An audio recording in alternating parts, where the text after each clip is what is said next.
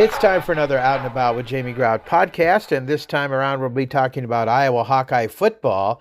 And if you're listening on Saturday morning, you know that the Iowa Hawkeyes have a big game this afternoon against the Minnesota Golden Gophers.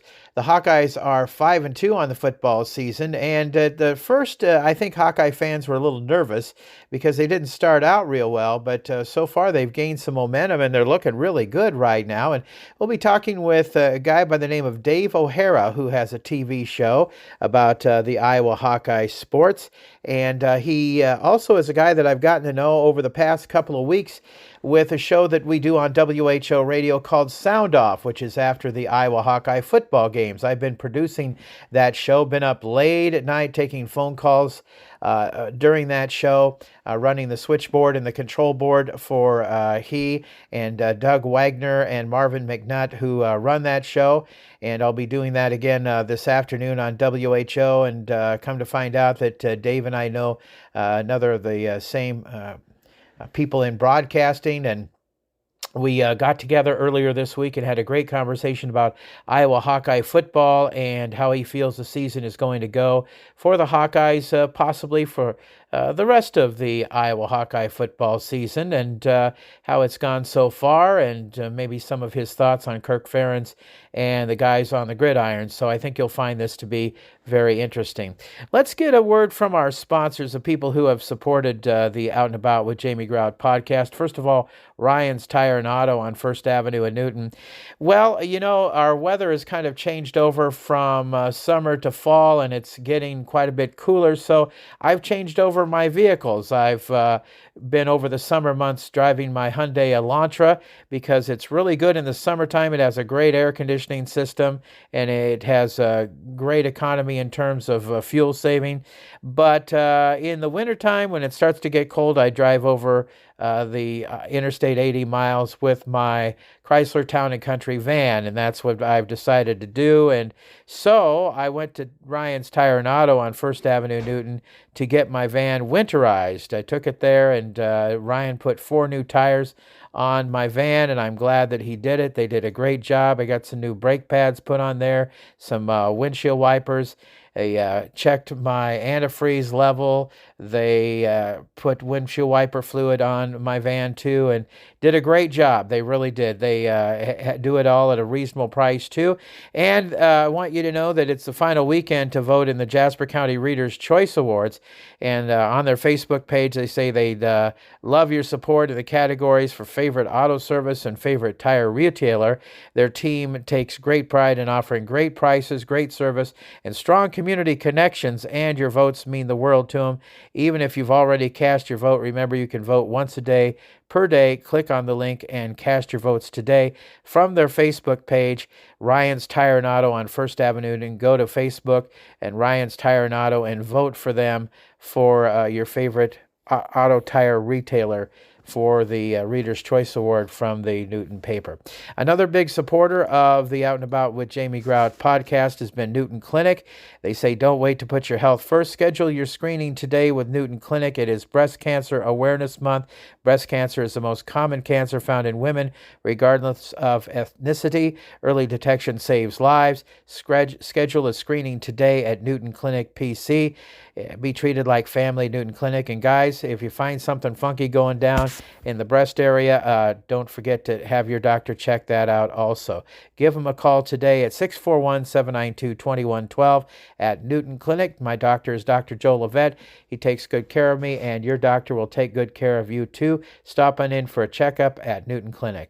Another fine sponsor, Advantage Credit Union. Feel a chill in the air? It's your scary credit card bill. The average household has over $6,000 in credit card debt. Advantage Credit Union helps you dig out with our Visa Classic credit card offer. Get 4.99% APR on purchases and balance transfers for the first 9 months. Then rates as low as 7.99% afterwards. Consolidate your credit cards into one easy, lower payment at ACU. APR is annual percentage rate, subject to credit approval. Membership eligibility applies. Call 800-824-2575. It's time for another Out and About with Jamie Grout, and with me is Dave O'Hara. And Dave, you know what? We had an off-air conversation here, and I'm going to let you talk about your TV show that you have all over the state of Iowa. Give it a plug, because you are a Hawkeye fan, you're a Hawkeye follower, and you have quite a TV show that people should check out. Tell us about it. I greatly appreciate it. Thank you, Jamie. You can find out all the information in the stations and the markets that I'm in, from Des Moines, Fox 17, to Sioux City in western Iowa on CBS 14, in southern Iowa, and Ottumwa, KTVO, 3.2 CBS, and then, of course, in eastern Iowa, Cedar Rapids, Iowa City, Dubuque, Waterloo, and those markets on CBS 2 and Fox 28. Also KHQA in southeastern Iowa and western Illinois, northeast Missouri, KHQA. So all that information you can find from me at Dave O'Hara Sports via social media. That's Facebook, X, formerly Twitter, and also Instagram, as well as, most importantly, all the times and all my past shows are archived DaveO'HaraSports.com, and I've done interviews at the Hawkeye television show. Is a half-hour weekly show which airs and re-airs throughout the weekend on all the stations, and then I'm able to post it legally. The stations release it to me every Sunday afternoon, mid-afternoon, around 2 o'clock Central Time.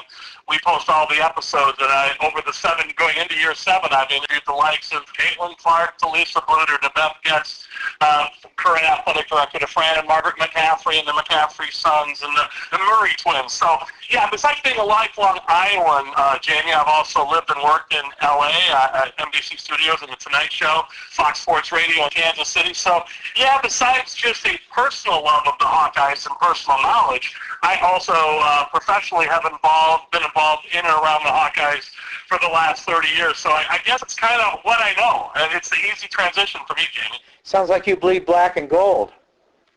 I do and I don't. You know, I also, when Iowa's not playing Iowa State, I like to see the Cyclones do well. I like to see UNI Panthers. I know Ben Jacobson a little bit off the court, and basketball coach there. I knew Mark Farley. I played high school ball against Mark when he was Northern Iowa's football coach. Now it's Coach Sepsis' job. But so I pulled for the Panthers and Jake Bulldogs and Iowa State Cyclones when they aren't playing the Hawkeyes. So, yeah, I would say I'm predominantly black and gold, but I'm interested in the whole state of Iowa and it doing well. I got to be blunt with you, Jamie. Okay, so let's talk about the Hawkeye football season so far. At the beginning of the season, not so good for the Hawkeyes. Do you feel a lot better about their season now?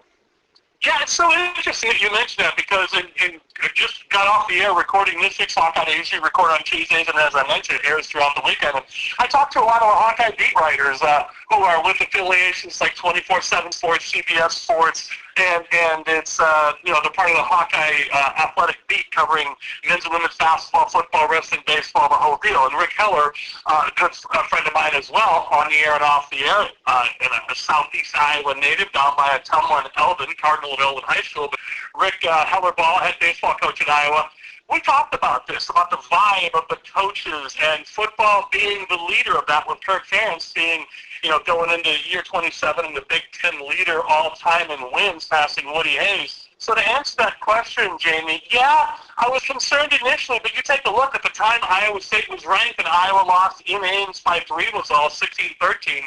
A misplay here or there, they could have easily won that game, was lost it.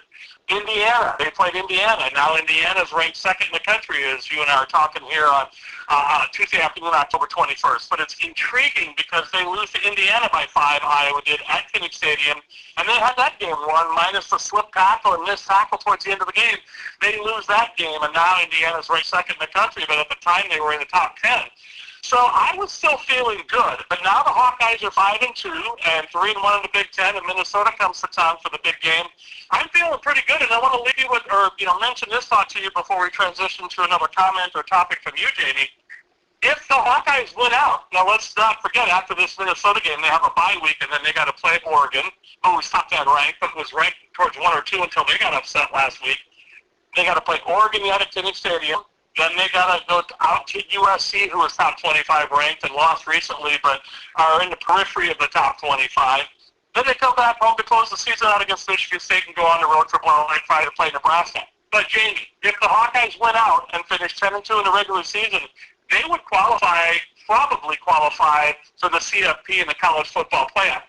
I think a lot of fans would have thought that would be the case. Now, a lot has to happen between now and then, and I don't want to pie in the sky you or anybody else listening, Jamie.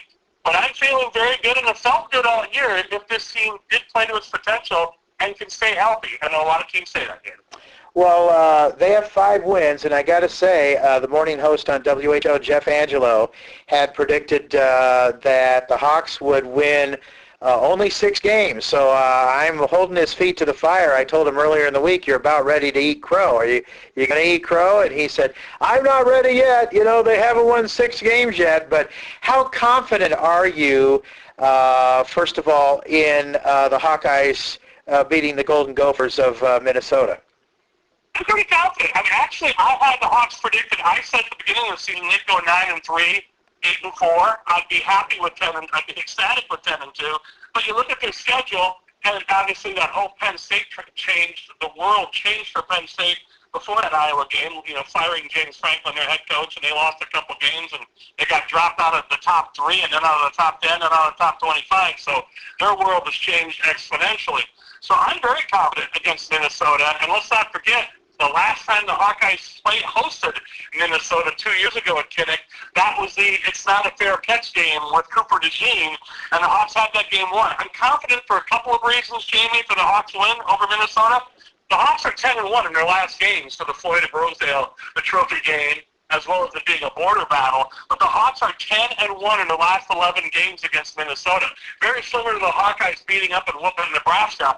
They're 10-1 in, I think, their last 11 games. So I'm very confident, although when I mentioned Nebraska, Minnesota looked good last week with 10-plus sacks against Nebraska. Their defense looks formidable. And as much respect as coach of the Gophers, P.J. Fleck, has for Kirk Ferentz, and his, as a man and as a coach, he respects and reveres Kirk Ferentz. He emulates the Hawkeyes that the Gophers try to very closely with running the ball, good defense, and special teams. But that is not translated for P.J. Fleck trying to beat Kirk Ferentz. So I'm pretty confident, Jamie, with the Hawks beating the Gophers this week. Okay, then let's move along in the season. How do you feel about the Hawks playing Oregon? That changes in a week to week. We'll see. They got to play Minnesota. They have a bye week. Then they play Kinnick against Oregon. I'm feeling better now than I did 3 weeks ago, and if you ask me 2 weeks from now or a week and a half leading into that game, I'll feel even more confident. But a lot has to happen between now and then, and I feel good about them, although traditionally and historically over the last 50 years, the Hawks have not been great going to the West Coast. But that, that doesn't affect these guys weren't even born, the current players, when all this stuff was happening back in the day. So hopefully the Hawks can change that mojo. The most recent history is when they played UCLA last year and lost, and shoulda, coulda, woulda, won. So I'm feeling better than I did at the start of the season. But as each week passing week goes on, we'll see. Michigan State, I feel good about the Hawks beating them at Kinnick. And then, of course, for Black Friday game to close out the regular season this year, it'll be in Nebraska at Lincoln. I feel good about that game. But, again, a lot can change, injuries and everything else. But after this Minnesota game and the bye week, the last 4 weeks are, as they call it, the fourth quarter, or the final quarter of the season. I guess it would be the third quarter because there are 12 games. Kirk Ferentz likes to divide them into 4-game quarters. So going into those last 4 games, we'll see how this Minnesota game goes. But I got to tell you, Jamie, I'm feeling better now than I did at the beginning of the season. But again, a lot has to hold true with injuries and other things. But I'm feeling pretty good as a general statement. Well, and I know that the season is a long ways from being over, Dave, but how so far do you think, and maybe this is a hard call for you, but how so far do you think that this team matches up against some of the other Kirk Ferentz teams in the past?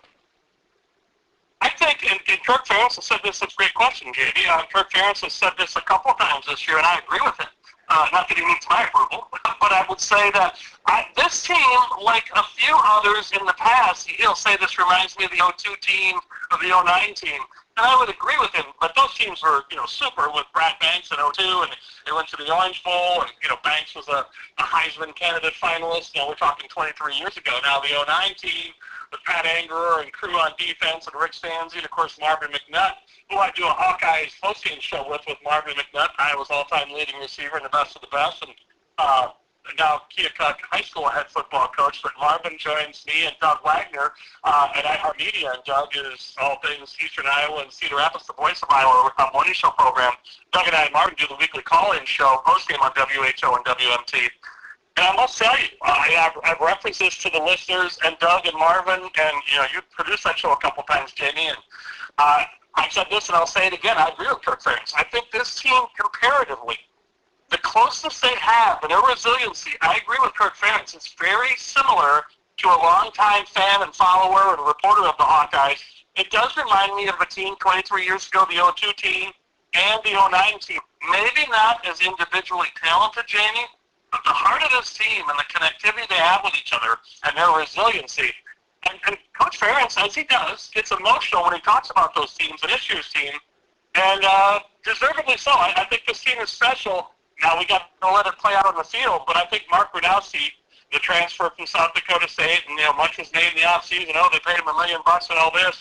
Came in with an injured shoulder, had surgery, but that hasn't been the problem. It's been his injured knee. But he's been playing injured all year, and I think this team has shown us much more than a lot of us had anticipated. Not me, but a lot of other people had anticipated. So I feel pretty good about this team, and that's where I would rank that team all time, around the 02, 09 teams. I would agree with Kirk Ferentz on that, Jamie. Now, of course, I haven't followed Kirk Ferentz like you have, but speaking of the coach getting emotional, he got emotional at the post-game news conference where he talked about the field goal. And a reporter asked, I can't remember the exact wording, but it was something about, did the team save you after that field goal? Was it a big mistake? And he almost came to tears. Is that... Well, he did. He choked up and kind of wiped him away. And to that point, that's why when I just said to you a few sentences ago, he gets emotional, as he does. Yes, he did get emotional, wiped away some tears and got choked up, took a drink of water, and then came back to the question. He had Drew Stevens go out and try a 66-yard field goal at halftime.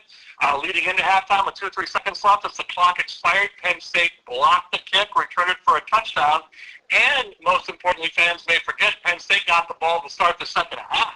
So, boom, they score a touchdown to go in and take a 14-10 lead, and then they come out and score the first drive of the second half, Penn State does, to go ahead 21-10.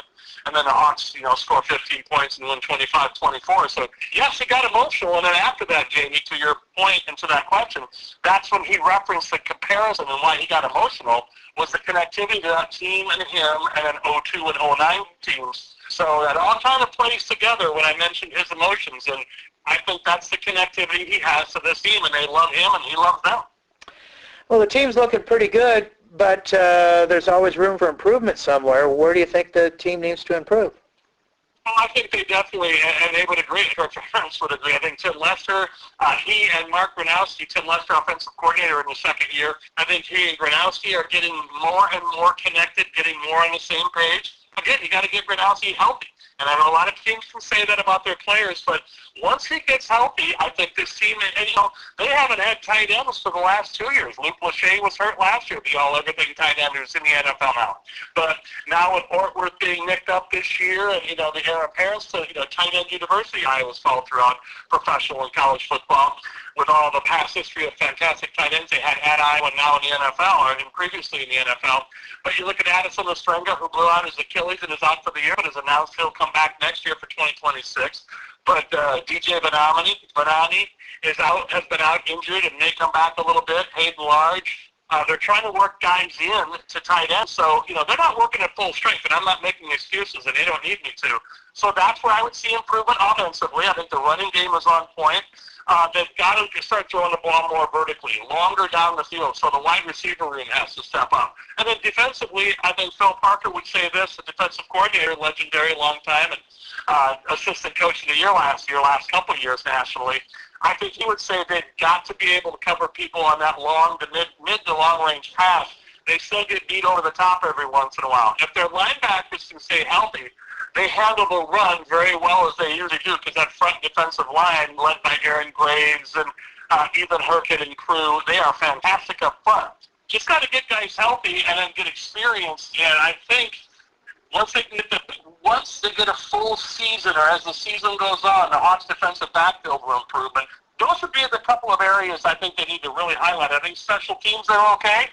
They're getting consistency on restaking and punting. Of course, Caden Weegan is the national returner of the year, and punts and kickoff returns, so he's spectacular. And then Drew Stevens is having another solid year at place checker. So I think special teams, defense, and offense, that's where I would say your areas of improvement need to be.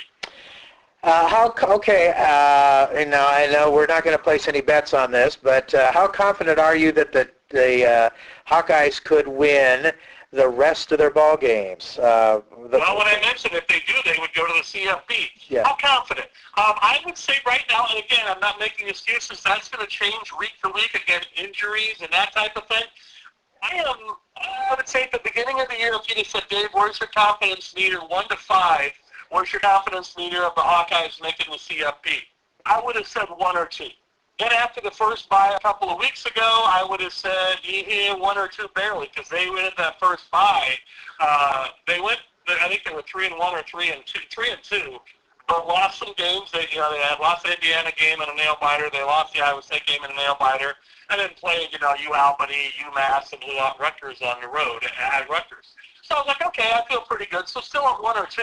Now I would say I'm probably at a 3 or 4 out of 5 to go to the CFP. Am I worth laying, the mortgage on it? No, because they've got to get past Minnesota first this week, and then a bye week, then at home against Oregon at Kinnick, and on the road at USC, and then back home against Michigan State, and then on the road to close out the regular season at Nebraska.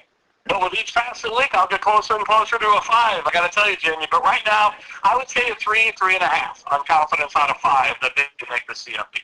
Who's their toughest challenge up ahead, Dave? I would say Oregon, even though it's at Kinnick, Oregon, and then I don't overlook they got to go to SC. And I'm not worried about them coming back home. Are they going to be too high and mighty if they win those 2 games? Are they going to overlook Michigan State? Kirk Ferentz won't let that happen, and the same thing with Nebraska. So I would say in descending order and in the order of the schedule, I would say most importantly is Oregon, then even though that Oregon game is at Kinnick, and then on the road at SC. Those who, obviously, you win those 2, then the other 2 kind of take care of themselves. And hopefully you can skate into the CFP college football playoff. But it starts with Oregon and then USC. Why is Oregon so good? Because I think they have Dan Lanning's a great young coach. He's been through that system. A lot of people don't know. I knew Dan back in the day. He went to William Jewell College in Liberty, Missouri. And assistant coach kind of went through the ranks and then went out west. And there's an Iowa connection through a guy from Sioux City and then UW and then Oregon. But I think Dan Lanning is probably one of the best younger coaches. And I think he's taken that tradition at Oregon where they will chuck the ball all over the yard, they're pass happy, but they run the ball effectively. Obviously with NIL, because of the Nike money, Nike national headquarters being right there by the University of Oregon, I think that has a lot to do with it, so resources and finances. But I also think it's the coaching tree and the legacy of Oregon the last 20 years, or at least the last 25 years in this century. I think that's probably the couple of biggest reasons, is they just have talent second to none. And it's a great program. So I think that's why they're the toughest challenge. They've been consistent. Just look at the records and the rankings for the last 25 years. That's why they're one of the toughest challenges. All right, sounds good. Well, we're going to wrap up, Dave. Again, give a plug for your TV show. At Dave O'Hara Sports, via social media on Instagram, Twitter, or X, and then Facebook. Hawkeye is the weekly TV show, half hour, and it is on 5 stations. It's now 6 Sinclair owned and operated stations, and Rincon Broadcasting as well. And to find your market and also the times it airs, go to DaveO'HaraSports.com.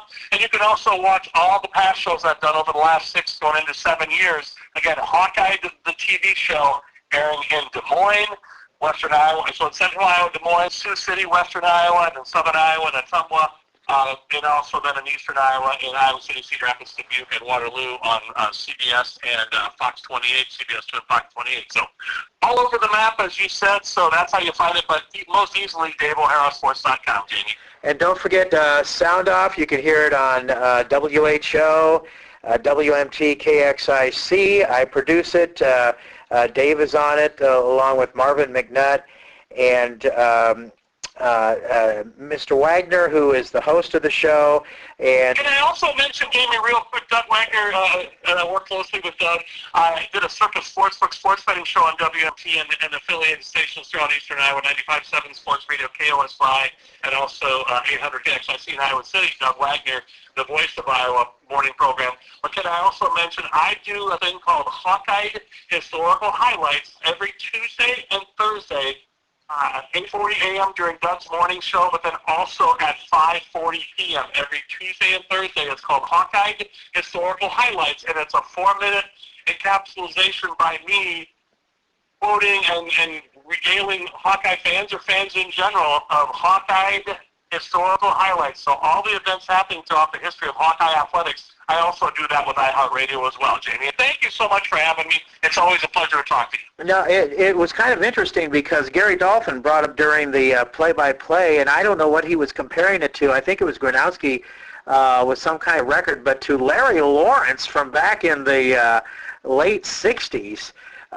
With some kind of record, and I was thinking, because my sister went to the University of Iowa during the Larry Lawrence days, and I think that's also when Ed Podolak was playing for him. So I mentioned that in my first Hawkeye historical highlights, which I started over Labor Day, so almost 2 months now, and that's exactly the transition. And what Dolph was referencing was rushing records. The last or most rushing yards by a quarterback was Mark Gronowski last week with 130 yards against Penn State, rivaled only by Larry Lawrence for a Hawkeye great and Heisman runner-up, and then he spurned the NFL and played Canadian football. But you are correct. Ed Podolak gave up being Iowa's starting quarterback and became their star halfback, and of course had a great career in the NFL with the Kansas City Chiefs. But Ed Podolak was the quarterback leading into Larry Lawrence. You and your sister are correct, Jim. yes, that's how I became a Chiefs fan, was because of Ed Podolak. Yeah, you bet. So, hey, it's been a pleasure. Maybe we'll chat again at the end of the season, Dave, and I appreciate it. It's been fun getting to know you as producer of Sound Off, and thank goodness I won't be up till 2 o'clock in the morning. Yeah, hopefully it seems like our night games are over. We have a 2:30 or a 2:40 Central Time kick from Kinnick Stadium on CBS National TV, and I can say all the things right back to you, Jamie. You're welcome likewise, and thank you. All right. Dave O'Hara on Out and About with Jamie Grout. Other fine sponsors include Jersey Freeze in Monroe, and if you're listening to this on Saturday, know that today and tomorrow, the last days of the season for Jersey Freeze. They're closing on the 26th of October, and I want to thank Lynn Donahue and his crew at Jersey Freeze for another great season. I was there on their opening day this season. Maybe I'll drive down there tomorrow for their closing day. Lynn Donahue and I go way back to the early 1980s when he was a sponsor on a radio station that I was with back in the day that was located in Pella. And it was a regional radio station, a 100,000-watt radio station that served not only Pella, but Oskaloosa and Knoxville by the call letters of KXJX. And he had a Baskin-Robbins 31 Flavors franchise in Pella. And Lynn is a great community supporter. I know he supports the Iowa Nighthawks. He supports me. He supports a bunch of different causes around the area, too. So thank you to Lynn Donahue for supporting my podcast. And Jersey Freeze in Monroe, a great ice cream stand that he's had for a number of years. And hopefully everything will be up and running again next spring when they open Jersey Freeze in Monroe. Another fine sponsor is my little sweetie, Little Red, Lynette Baker with Halo Branded Solutions. If you need your brand put on pens, pencils, if they need to be put on caps, T-shirts, if they need to be put on calendars or whatever the case might be, give Lynette a call. Her business card is on the sponsor page of my website, outandaboutwithjamiegrout.com. You can contact her there. Another great sponsor from way back is Westside Java Coffee Bar. They're open, of course, on the west side of the square in downtown Newton, but they also have a drive-up that's very convenient, too. I want to thank Chris and all the folks, including James, who's a great cook at Made Right Sandwich Shop in Newton, another great sponsor. They're open late at night for their home games for the Newton Cardinal football team. They provided the home and away jerseys for the Newton Cardinal football team and also the fireworks you see when Newton scores a touchdown. And they provide breakfasts 7 days a week, too, at Made Right in Newton. So check them out. Want to thank all my fine sponsors. I could not do this podcast without them. They do a great job. I'm going to go down the list of all of my sponsors. Advantage Credit Union, Ryan's Tire and Auto, Newton Clinic, Inc., Jersey Freeze, Halo Branded Solutions, Westside Java Coffee Bar, and my Grinnell sponsors, Grinnell State Bank, who recently re-upped for another year of sponsorship. Thank you to the Jones family for that, and B. Nicole Salon in Grinnell, too. I appreciate all of you, and I love all of you. Thank you very much for your support. Until next time, grrr, out is out. See ya.